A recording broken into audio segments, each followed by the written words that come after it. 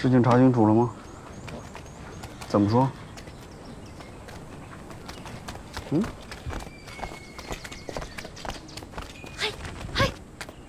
呀，少君呢？哎，少城主，你醒了啊？告诉你一个好消息，此次剿匪没费一兵一卒，全员归顺。少军正在部署班师回城的事情，明日就出发。行。哎，抽军，少城主找您呢。谁让你跟我说？啊？还在生我的气啊？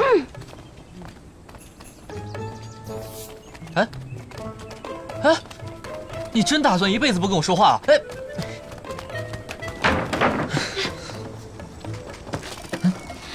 这。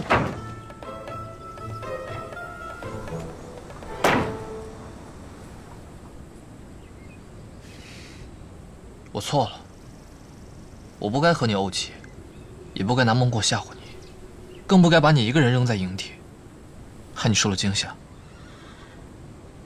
昨天我也特别怕，后来见你没事，我不知有多高兴。其实也不能全怪你，是我搞砸了。那你之前为何一直要生我气？那你为何总把我跟二郡主凑在一起啊？那是因为你们俩本来……我先前虽然有意要接近你二姐，那时候不是还不认识你吗？你说过，送人东西前先问喜不喜欢。怎么到你这里，处理起事来，就全然不顾我喜不喜欢？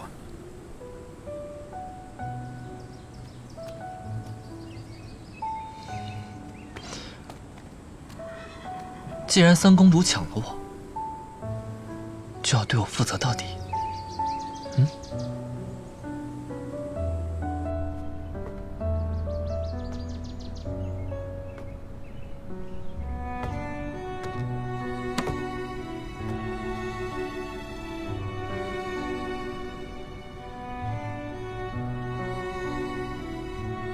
二郡主，只要是您喜欢的人，我一定帮您得到他。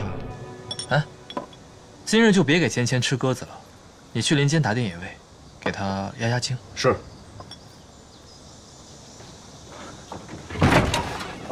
公子，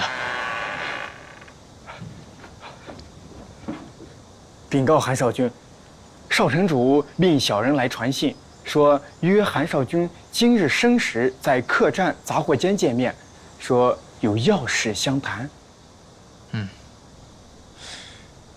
杂货间？是的。